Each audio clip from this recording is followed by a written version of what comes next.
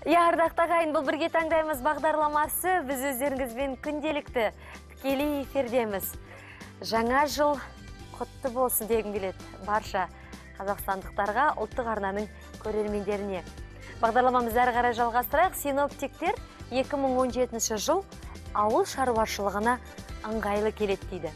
Себебі жылдың 8 айы жауын шашынды болады деген болжам бар. Дәл осы ақпаратты естіген диетолог мамандар 2017 жылда қандай салаттар әйгілі болатын нақты айтып отыр. Ол қандай салат болды екен деп отырған көрерменге айтарымыз, экранға жақынырақ отырыңыздар. Жыл салатының рецептін аспаз өз айтып берсін. Біздің сүйікті аспазымыз Маржан Құрымбаева келіп отыр екен. Маржан ханым, келіңіз. Жаңа жыл келді. Міне жаңа жылда келді. 2017 жыл баршамызға құтты болсын. Дастарханымыз тек жақсылыққа жайылсын. Тамаша, сізді көргенімізге қуаныштымыз. Рахмет, сіздерді көргеніме қуаныштымын. Мерекеңіз жаңа жыл құтты болсын. Төлетіңіз, Маржан ханым. Қалыңыз қалай? Мен енді мынаны шешіп қояйын да. Жыл салатын көрсетуге. Қолыңызға байлап қойып істесеңізші былайынан. Маржан ханым, биылғы жаңа жылды қалай қарсы алдыңыз? Несімен ерекшеленді? Отбасымен болдыңыз ба? Көрші көлеммен қарсы алдыңыз ба? Биылғы жаңа жылды мен отбасыммен, жаңа пәтерімде, қызыммен, күйеу баламмен, құдаларыммен, бала шағаммен бәріміз отбасымызбен бірге қарсы алдық. Қандай тамаша, жаңа қонысыңыз құтты болсын. Рахмет. Барлығымыз шығармашылық топ болып шай ішуге барамыз деп. Келіңіздер. Әрине қалжың. Маржан ханым, әрине ол да бір үлкен қуаныш. 2017 жыл сондай жаңа сыйлықтармен келіп жатса, қуантып жатса, бізде сіз үшін қуаныштымыз. Ондай қуаныштар жұғысты болсын, құтты болсын дегіміз келеді. Маржан ханым, енді мынау қарап отырмын. Енді жаңа жылда біраз тағамдарды жегеннен кейін, менің ойымша, қазір көрермендерге жақсы диеталық бір салатты жеген дұрыс-ау деймін. Асқазанды жеңілдету керек. Рас. Жаңа жылда енді бәріміз отбасымызбен бірге қарсылдық. Мен ойлаймын, әр адам қонақта, аз адам қонаққа барып қарсы алған шығар. Негізі жаңа жыл отбасылық мереке деп саналады ғой. Сондықтан енді жаңа жылдан кейін, яғни бүгін біздің үйге қонақтар келеді. Ойлаймын, сізге де келеді, сіздерге де келеді деп ойлаймын. Соған енді жаңа жылдан іштенке қалған жоқ. Жаңа жылда жаңа дастархан, жаңа салат жасаймыз. Соның міне құралдары. Мен бүгін сіздерге міне саңырауқұлақ қосылған бір өзім сүйіп, жақсы көріп жейтін салаттың құралын айтып бергім келіп отыр. Бұған біріншісінен бұл саңырауқұлақ. Мына піскен тауық етін аламыз, қияр, корнишоны дейді, жүгері, черри қызанағы, бөдене жұмыртқасы, чипсы, Принглс и аскөк. Бізге керегі сол тұз, майонез. Болмаса қаймақ. Болмаса қаймақ. Жақсы, мен де сізге көмектесе не турайын? Андағы нені қиярды кішкене майдалап тұрасаңыз болады. Жіңішке қылып па, әлде осылай қылып тұрай берейін? Ұзыннан бұл тұрасаңыз. Ұзыннан? Жіңішкелі ол. Жақсы. Өстіп бұлан турап аламыз да. Аты бар ма салаттың? Бұның атын негізі біреулер... Қош келдің жаңа жылды. Қош келдің жаңа жыл деп біз атасақ болады. Бұған жаңа ат берсек болады. Маған не? Үлкен чашка керек. Көрермендеріміз өздеріңізде жаңа ат тапсаңыздар болады. Сіздер де өздеріңіздің осы неге салатқа қарап отырып, қандай ой келеді, сол ойларыңызды қосып отырыңыздар. Біздерді күтеміз. Яғни нәзік, жағынан ыстық тамақтың орнына деп айтуға болатын шығар, өйткені ішінде тауық еті бар, тойымды салат. Ыстық тамаққа дейін біраз жүрек жалғауға болатын салат бұл. Жақсы. Негізі саңырауқұлақ жеген адам тоғы жүреді. Сондықтан биылғы жылдан бастап диетологтар оны жеңіл тағамдар тізіміне қосып отыр. Аптасына 500 граммнан артық саңырауқұлақ жесеңіз, шамамен 500 калориядан арылуға болады. Ал саңырауқұлақ езбесінің асқазан, ішек жолдарына пайдасы зор екен. Енді әрине саңырауқұлақты ұнататын жандар бар, және саңырауқұлақтың да түр-түрі бар. Ақ саңырауқұлақ дейді, қоңыр саңырауқұлақ дейді, жаңағыдай жабайы саңырауқұлақтар деп айтып жатады, таңама қосатын саңырауқұлақтар дейді.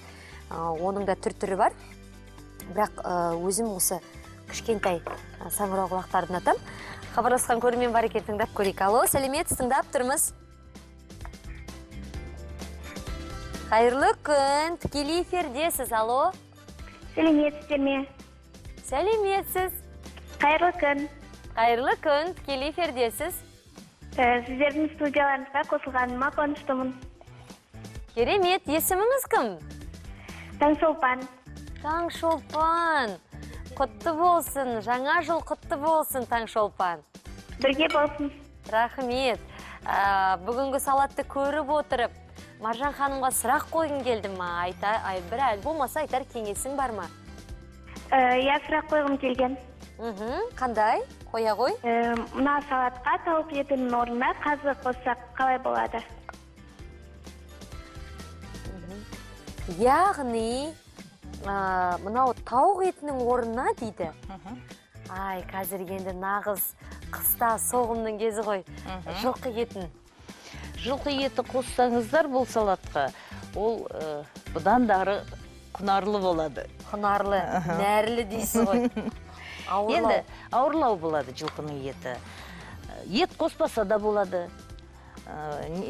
Негізі ішінде саңырауқұлақ бар ғой, ет қоспаса да болады. Просто мына тауық еті ең жеңіл ет. Біз оны қайнатып салып жатырмыз. Жаңа жылда өте ауыр тамақтар көп жеп қойдық, көп салаттар жеп қойдық, майонез қосылған, қазы қарта, жая, жал, оның бәрін жеп, несін айтамыз? Қамыр. Иә, асқазаннан да, бауырдан да, кішкене бауырға да жеңілдік керек. Сондықтан мына тауық етін біз бүгін қайнатып, жеңіл түріменен жасап жатырмыз. Жылқы етін саламыз десеңіздер, салуға болады. Жақсы. Енді кейде не жасаймыз осы қыз келіншектер? Әлгі ана бір-екі салаттың түрлері бар. Я, түсінікті ғой, басқа нелерінен қарап жатады.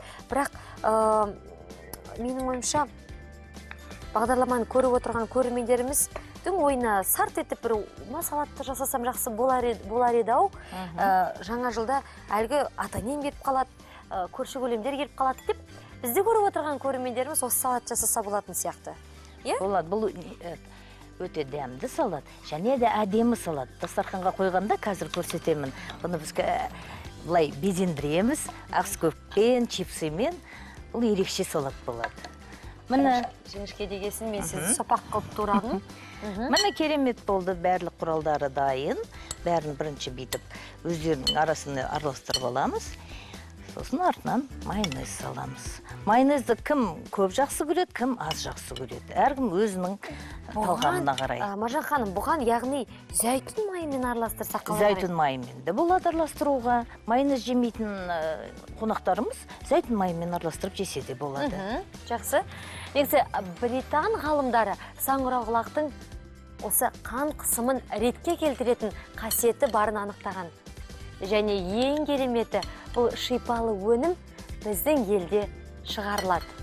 Антибиотик жасау саласы бойынша жұмыс жасап жатқан отандық ғалымдар саңырауқұлақ құрамында обыр, яғни аллергия және тері ауруларына қарсы тұратын дәрумендер өте көп дейді. Яғни осында ескере жүріңіздер. Аллергияңыз болып жатса, міндетті түрде саңырауқұлақты жесеңіздер болады. Хабарласқан тағы бір көрермен бар екен, тыңдап көрейік. Алло, сәлеметсіз, тыңдап тұрмыз сізді. Алло, сәлеметсіз ба? Қайырлы күн, тікелей эфирдесіз. Жаңа жылдарыңызбен құттықтаймын, бірге таңдаймыз ұжымын. Рахмет, сізді де құттықтаймыз. Қай өңірден, есіміңіз кім? Рахмет, Қызылордадан, есімім Айгерім. Я, Айгерім, тыңдап тұрмыз сізді. Менің сұрағым келгені, барлық көрермендерге де қызықты деп ойлаймын. Бірге таңдаймыз бағдарламасы. Жаңа жылда қалай қарсы алдыңыздар? Біздер яғни қалай қарсы алдық, Иә. Ал сіз өзіңіз қалай қарсы алдыңыз? Қалай күттіңіз? Жақсы, рахмет, жақсы қарсы алдым. Ата-анаммен бірге болдым. Керемет, жақсы. Біздің хабарласқан көрерменіміз Қызылордалықтан жаңағы Әйгерім есімді көрдім, ата-анасымен. Біз енді күні түні тойлаттық десең. Осы енді ары қарай тойлау жалғасып жатыр. Өздеріңіз көріп отырғандай ол салатпен арты ұласып жатыр. Бізге осындай көрермендеріміз келіп көңіл күйді көтеріп жатыр, байқап отырғандай. Көңіл күй жақсы. Әрине, ұжыммен жаңа жылдың алдында бас қосып, жақсылап тұрып, қызыл өрік корпоративта. Иә, жақсылап тұрып билеп, көңіл күйді көтерген болатынбыз. Кейін әркім өз отбасында, өз шаңырағында, өзінің сүйіктісімен, қалаған адаммен қарсы алған болатын. Сөйтіп, уақытты өткіздік. Енді WhatsApp-тан сұрақ келді. Жаңағынай майонездің орнына не қоссақ болады дейді, оны біз айтып өттік қой, иә? Қаймақ. Кім нені ұнатады, соны қосса болады. 30% сливки бар, оны да қосса болады. Ол кішкене мына нетен жеңілірек болады майонезден. Ол өткені жеңілірек болады, және сұйықтау келеді. Оның ішінде жаңа несі жоқ, жұмыртқасы жоқ, уксусы қосылмаған. Сондықтан ол жеңілірек болады. Енді бұны біз кішкене жаңа жылдың мерекесіне қарсы біз кішкене бұны былай шөптермен, жаңағыдай аскөктермен безендіріп жібереміз. Сондай тәбет ашатын салат болып тұр. Мына жерде қарап отырып өзім сондай қызығып тұрмын. Ана ішіндегі жұмыртқалары бөдененің. Бөдененің жұмыртқасы ол өте біздің адам ағзасына өте пайдалы. Барлық нәрсені пайдаланып жеуге болады. Ең бастысы әрине тамақты қолданған кезде, жеген кезде міндетті түрде менің ойымша тойып емес, сәл ғана өзіңіздің кішкене асқазанды алдап жесеңіздер, сонда ешқандай асқазанға зиян болмайды. Ауыр болмайды асқазанға. Енді тағы да бір сұрақ келіп жатыр WhatsApp-тан. 2017 жылы дейді осы саңырау құлақтан тағы да қандай салаттар жасақ болады деген сұрақ келді. 2017-де бұл саңырау құлақтан жасайтын салаттар өте көп. Мысалы қызанақ, саңырау құлақты алып, саңырау құлақтың несін, мынандай консервалаған немесін свежийін алып жағып бейтіп, оны қуырып жіберсе, пиязбенен, соныген қызанақ тура жіберсе, соныген тауық етін қуырып, ұзын-ұзын қылып тура жіберіп, соны майменен де қойса болады. Үстіне кириешки дейміз, соны қойса да болады. Ол да өзінше бір салат болып шығады. Міне біздің салатымыз дайын. Тамаша, біздің салатымыз дайын. Міне, құрметті көрермендер, қараңыздаршы қандай әдемі. Жан-жағы бір күн, ал мынау бір ортасында тұрған шыршалар сияқты. Иә? Шыршалардың жапырақтары сияқты. Мынау бір ілінген ойыншықтар сияқты ма, бір сондай фантазия сондайға дамып жатыр. Керемет, ең басы көзі кәдімгідей тоймайтындай салат болды. Оны бізге жасап берген. Иә? Көп рахмет, Маржан ханым. Сіздерге де рахмет. Сіздің барша арманыңыз орындалсын деп тілеймін. Отбасыңызға амандық тілеймін. Рахмет. Сіздерге де бағдарламаларыңызға үлкен табыс тілеймін. Жаңа жыл келіп жеткен 2017 жыл баршамызға құтты болсын. Еліміз аман болсын, патшамыз аман болсын. Бәріміздің деніміз сау болсын. Дұрыс айтасыз. Көп рахмет сізге. Сәлден соң тойға арналған гүл шоғын жинаймыз. Мерекелік көңіл күй жалғасады, арна қосыл болсын.